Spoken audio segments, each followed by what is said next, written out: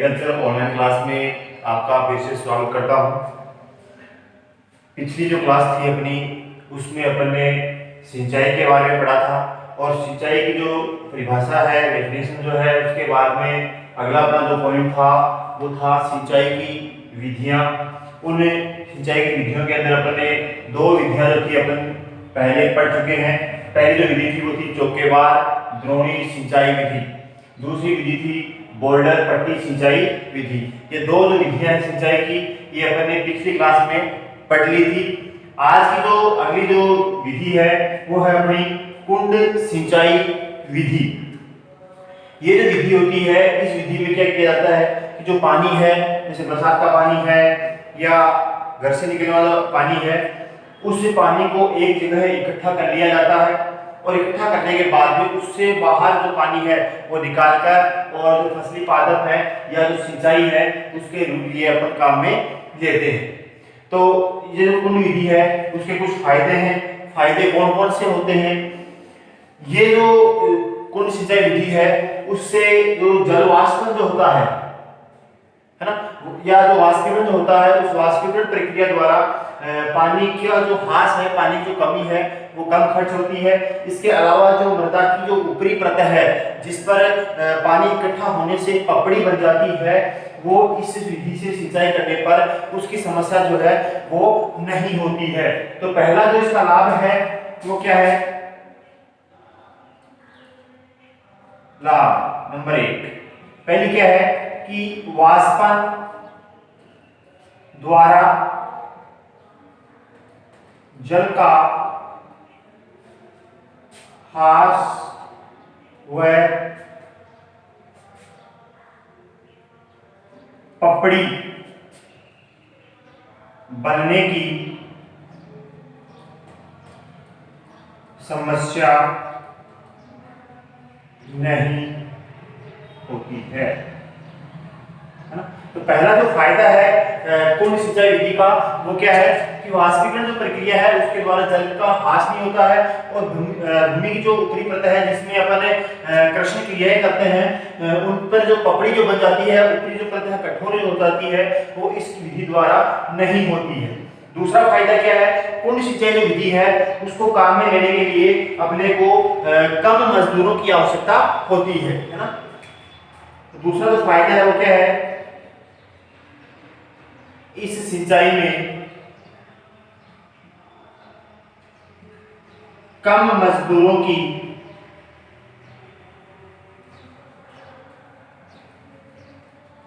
आवश्यकता होती है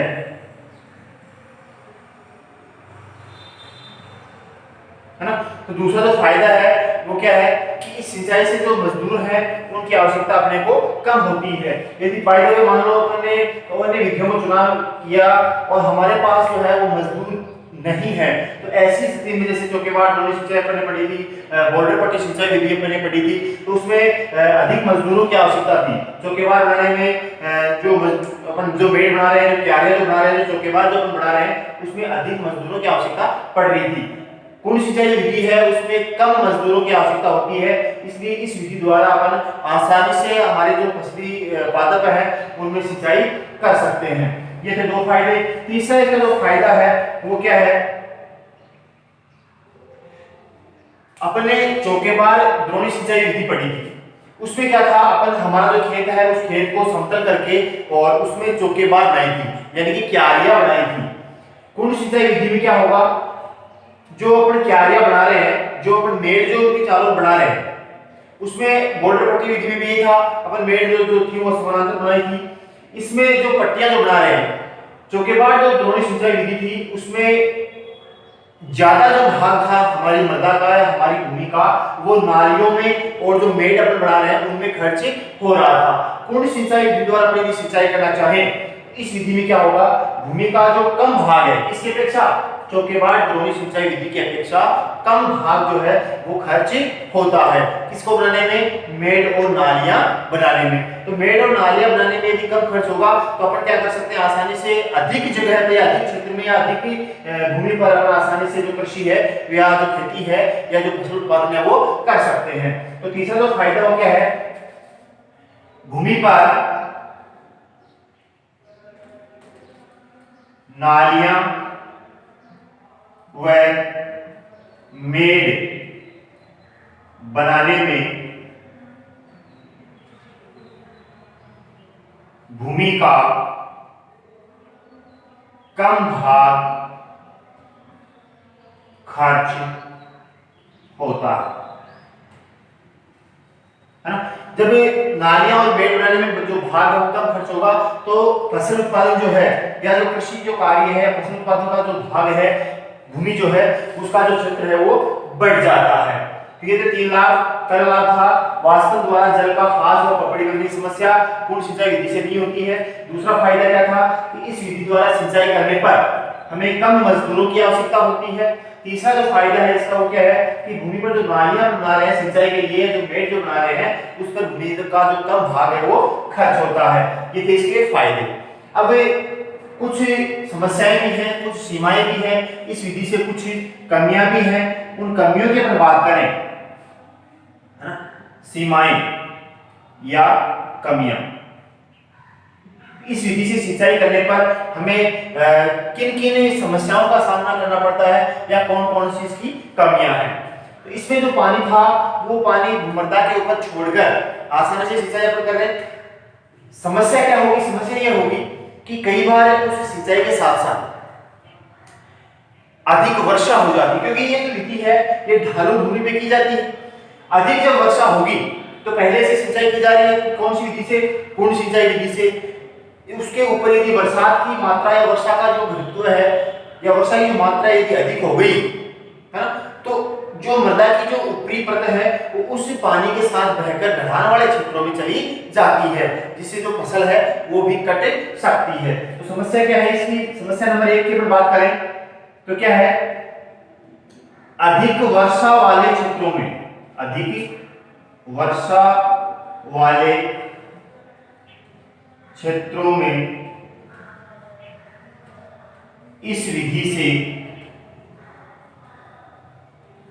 मृदा अपरदन की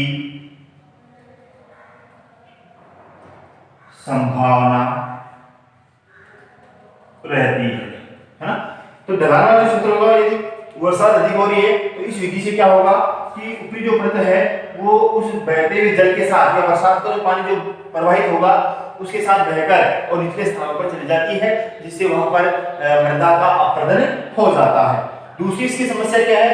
मजदूरों की आवश्यकता कम होती है, लेकिन जितने मजदूरों की आवश्यकता होती है वो मजदूर कुंड सिंचाई विधि के अंदर दक्ष होने चाहिए या कुशल मजदूरों की आवश्यकता होती है ना। दूसरी समस्या क्या है? इस विधि के दक्ष या कुशल नियंत्रण के लिए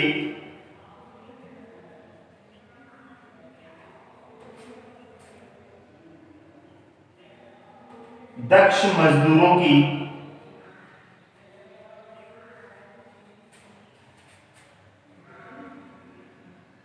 आवश्यकता होती है। ये इसकी दूसरी कमी है ना। तो इसको जो नियंत्रण, जो इस विधि का जो अपन नियंत्रण करें तो सिंचाई नियंत्रण के लिए दक्ष मजदूर या कुशल मजदूरों की आवश्यकता होती है। यदि इस विधि द्वारा अपन सिंचाई कर रहे हैं और हमें जरा भी कम नॉलेज है, कम ज्ञान है या हमारे जो एक्सपर्ट जो है वो नहीं है, तो ऐसी स्थिति में जो है समस्या का सामना अपने को करना पड़ सकता है। ये दूसरी कमी थी। तीसरी इसकी जो कमी है वो क्या है? बलुई जो मृदा होती है उस मृदा के अंदर इस विधि द्वारा सिंचाई नहीं की जा सकती। क्यों? क्योंकि बलुई जो मृदा होती है उसकी जो मृदा के जो कण होते हैं उनका व्यास क्या होता है, अधिक होता है, और उनके मध्य जो रंध्रावकाश है वो अधिक पाया जाता है। जब रंध्रावकाश अधिक पाया जाएगा तो जो पानी है वो ढलान वाले क्षेत्र जगह पे आसानी से प्रवाहित नहीं होगा, और जब जल का प्रवाह नहीं होगा तो दूसरे सिरे तक जो पानी है वो नहीं पहुंचेगा। तो जो बलुई जो मृदा है, यह जो सिंचाई है, यह सिंचाई बलुई मृदा के लिए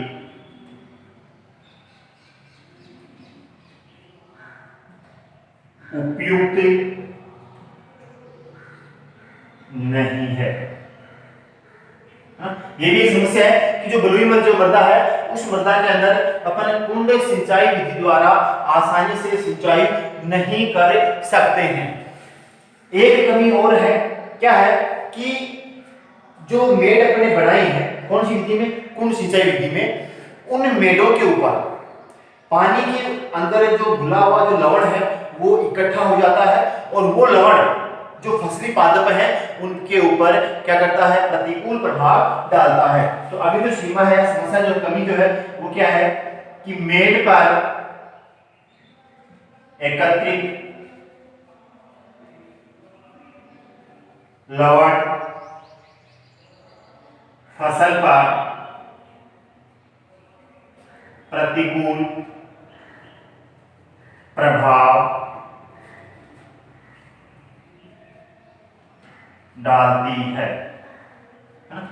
अगली समस्या क्या है कि जो इस सिंचाई से जो मेड़ जो अपने बनाई है उन मेड़ों के पास से पानी के जो लवण है वो इकट्ठा होता रहता है, और आगे वाले जो फसल जो अपन कर रहे हैं उसमें इस विधि द्वारा जो फसल के जो जड़ें हैं उनमें लवण पहुंचेगा, नुकसान उसका अच्छी तरह से होगा नहीं। ऐसी स्थिति में जो पेड़ है या फसल है उसके ऊपर प्रतिकूल प्रभाव पड़ता है। तो ये थी अपनी तीसरी विधि, कुंड सिंचाई विधि। लाभ हो गए और इसकी कुछ कमियां हो गई। ठीक है, नेक्स्ट अपन पढ़ेंगे बौछारी सिंचाई विधि। अपनी जो अगली विधि है वो है बौछारी सिंचाई विधि, जो कि बार हो गई, बॉर्डर पट्टी हो गई, कुंड सिंचाई विधि हो गई, और नेक्स्ट जो सिंचाई विधि आती है, इरिगेशन की जो मेथड आता है वो आता है बौछारी सिंचाई विधि। इसलिए देखो नाम से पता है बौछारी, यानी बौछार के रूप में हम क्या करेंगे, सिंचाई करेंगे। इस विधि में क्या होता है, निश्चित लंबाई के जो पाइप होते हैं, क्या होते हैं, निश्चित लंबाई के पाइप होते हैं। उन पाइपों के एक सिरे पर एक राइजर पाइप कसी होती है, और उस राइजर पाइप का जो ऊपरी सिरा है उसके ऊपर फुहार या नोजल कसा होता है। उन पाइपों को एक श्रेणी में रख दिया जाता है, और श्रेणी में रखकर उसका जो एक सिरा है वो विद्युत पंप या मोटर पंप से जोड़ दिया जाता है। ठीक है, जब मोटर पंप चालू किया जाता है, शुरू किया जाता है, तो जो पानी है वो पाइपों से होता हुआ राइजर पाइप तक पहुंचता है, और राइजर पाइप के ऊपर लगा जो नोजल है उस नोजल से बाहर बौछार के रूप में या फुहार के रूप में फसली पादपों पर पड़ता है। इस विधि को हम बोलते हैं बौछारी सिंचाई विधि। ठीक है, जैसे बहुत इस प्रकार से पाइप रहता है, ये हो गया आपका पाइप। ठीक है, इस पाइप का जो एक अगला जो सिरा है उस सिरे के ऊपर क्या कसी होता है, एक राइजर पाइप कसा होता है, और उस राइजर पाइप के जो ऊपर वाला जो भाग है उस पर कसा होता है नोजल। ठीक है, जब इस पाइप से पानी जो है वो आएगा, यहां से मान लो आगे से बंद है, तो इस राइजर पाइप से होता हुआ जो पानी है वो बरसात के रूप में या फुहार के रूप में जो है वो फसली पादपों पर पड़ता है। ये हो गया इसका राइजर पाइप, राइजर पाइप। ठीक है, ये हो गया इसका नोजल। इधर मानो विद्युत पंप लगा हुआ है, इस पंप से जो पानी है जब सप्लाई किया जाता है, शुरू किया जाता है, तो इस पंप के द्वारा जो पानी है वो प्रवाहित किया जाता है। जब ये राइजर पाइप तक पहुंचता है, राइजर पाइप से पहुंचने के बाद में उसके ऊपर लगा जो नोजल है, जो फुहार पाइप जो है उसके द्वारा जो पानी है वो बरसात के रूप में फसली पादपों के ऊपर गिरता है। इस विधि को हम बोलते हैं बौछारी सिंचाई विधि। इस बौछारी सिंचाई विधि को काम में लेने से अपने को फायदे क्या क्या है? तो एक तो पहला जो फायदा वो क्या है कि यह एक आसान विधि है। अन्य जो विधियां हैं उन विधियों की अपेक्षा क्या है, सरल एवं सुगम विधि होती है। तो पहला जो फायदा क्या है, यह अन्य विधियों की अपेक्षा अन्य विधियों की अपेक्षा सरल होती है। पहला फायदा। दूसरा क्या है, जो फसली जो पादप होते हैं उन पादपों के ऊपर का जो वायुमंडल जो है वो वायुमंडल इस विधि द्वारा आसानी से जो है वो आर्द्र रहता है, नमी जो है वो वायुमंडल में बनी रहती है। तो दूसरा फायदा क्या है, फसलों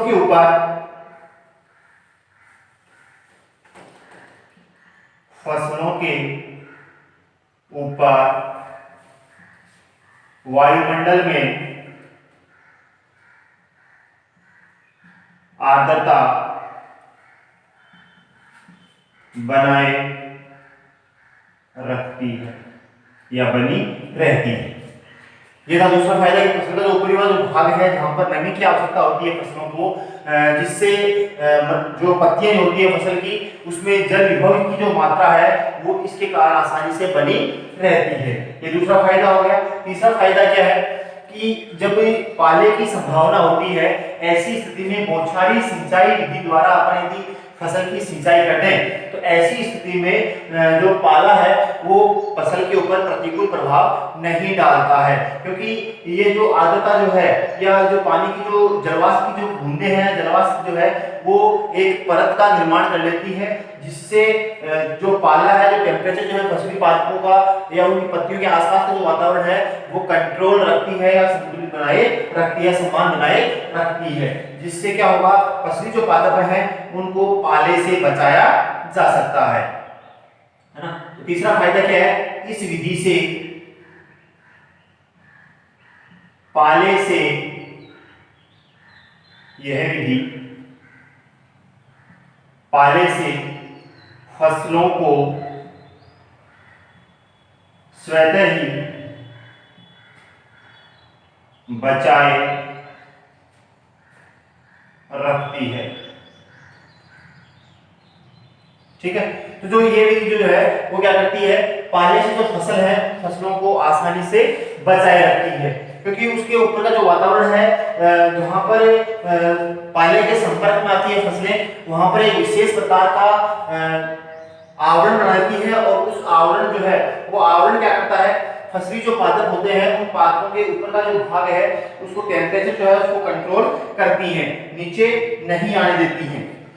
अगला इसका जो फायदा है वो क्या है कि कई बार अपने को फसली पादपों के अंदर पोषक तत्वों की आपूर्ति हेतु अपने को उर्वरक देना पड़ता है, और वो जो उर्वरक है वो यदि जल घुलित है ना, तो ऐसी स्थिति में जो अपना जो पाइप जो था उन पाइपों के अंदर जो उर्वरक है उसको डाल दिया जाता है, और फुहार के रूप में आसानी से सभी फसली पादपों की जो प्रणी छिड़काव जिसको हम बोल सकते हैं आसानी से किया जा सकता है ना। तो अगला जो इसका फायदा वो क्या है, इस सिंचाई से फसली पादपों को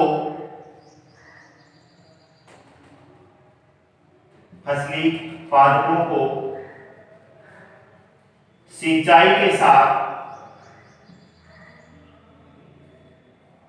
उर्वरक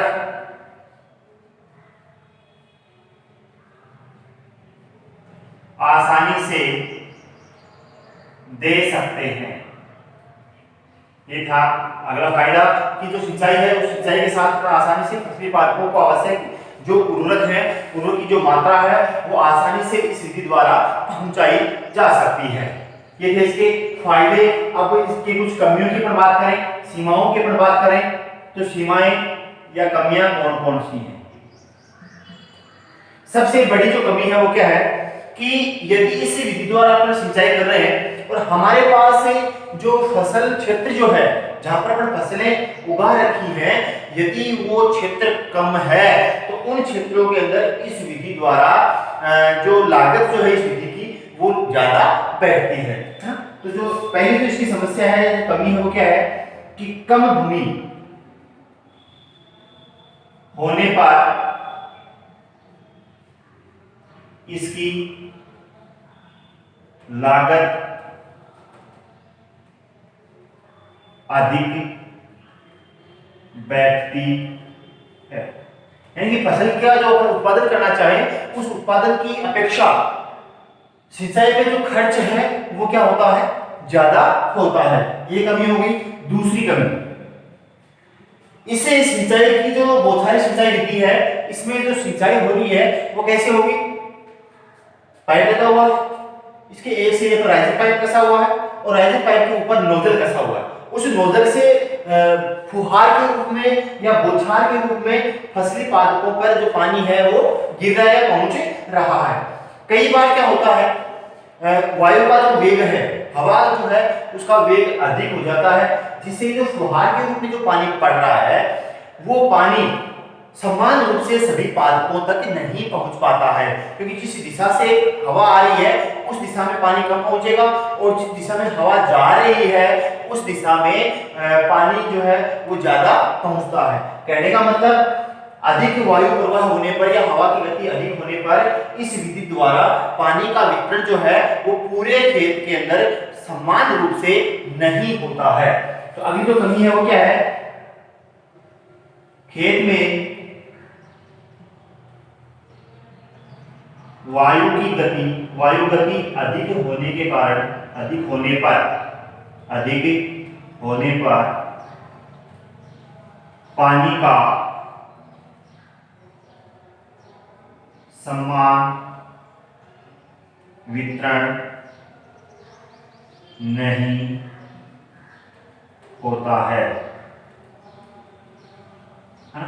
तो पानी का जब वितरण समान नहीं होगा तो ऐसी स्थिति में सभी फसली पादपों को समान मात्रा में पानी नहीं पहुंच पाएगा, जिससे क्या होगा, जिस क्षेत्र के अंदर पानी की अधिक क्रिया वहां पर उत्पादन बढ़ गया, जिस दिशा में पानी नहीं पहुंचा वहां पर उत्पादन घट जाता है। कहने का मतलब नियमित जो उत्पादन है उसमें कमी आ जाती है। दूसरी कमी हो गई। तीसरी अपन कमी की बात करें, कुछ फसलें ऐसी होती हैं जिनको ज्यादा पानी की आवश्यकता होती है, यानी कि उनकी जल मांग अधिक होती है, क्योंकि सभी इसमें जो है या सभी जो फसलें हैं उनका जल मांग भी क्या होता है, अलग अलग होता है। जिस फसल के अंदर बौछारी सिंचाई विधि अपन कर रहे हैं, यदि उस फसल की जल मांग अधिक है तो ऐसी स्थिति में उसके पानी की आपूर्ति नहीं होती है, यानी कि उसकी पर्याप्त जो इरिगेशन है, पर्याप्त जो सिंचाई है वो नहीं हो पाती है। ऐसी स्थिति में जो उत्पादन दर है वो घट जाती है। तो अगली कमी क्या है, जिस फसल की जल मांग अधिक होती है उनके लिए यह उपयोगी नहीं है। ये कमी होगी कि जिन फसलों के अंदर जल मांग अधिक होती है, जिनको जल की आवश्यकता अधिक होती है, उन फसलों के सिंचाई के लिए ये जो विधि है, कौन सी विधि, बौछारी सिंचाई विधि, ये उपयुक्त नहीं होती है। इसके अलावा चौथी अपन इसकी समस्या की कमी की बात करें, सीमा की बात करें तो इसकी इस विधि में दक्ष तकनीक का ज्ञान होना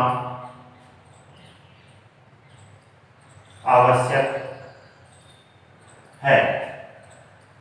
ठीक है, ये थी इसकी कमियां। पहली कमी कौन सी है कि जहां पर भूमि कम होती है वहां पर इसकी लागत जो है वो अधिक बैठती है। खेत के अंदर की वायु गति अधिक है, वायु का प्रवाह अधिक है, तो ऐसी स्थिति में फसली पादपों पे समान वितरण जो है पानी का वो नहीं हो पाता है। जिस फसल की जल मांग अधिक होती है उनके लिए जो विधि है बौछारी सिंचाई विधि वो उपयुक्त नहीं होती है। इसके अलावा इसमें निश्चित तकनीक जो है, जो जानकारी है, उसका ज्ञान है वो होना आवश्यक होता है। तो ये थी अपनी बौछारी सिंचाई विधि। नेक्स्ट विधि अपन पढ़ेंगे बूंद बूंद सिंचाई विधि। ठीक है, तो यहाँ तक आई होप समझ में आया होगा। नेक्स्ट जो क्लास होगी उसमें अपन पढ़ेंगे बूंद बूंद सिंचाई विधि। अब तक अपने चौकेबार दोहरी सिंचाई विधि पढ़ ली, बोल्डर सिंचाई विधि पढ़ ली, कुंड सिंचाई विधि पढ़ ली, बौछारी सिंचाई विधि पढ़ ली, और अगली जो विधि का नाम आता है वो है बूंद बूंद सिंचाई विधि, जो अपन पढ़ेंगे आगे। धन्यवाद।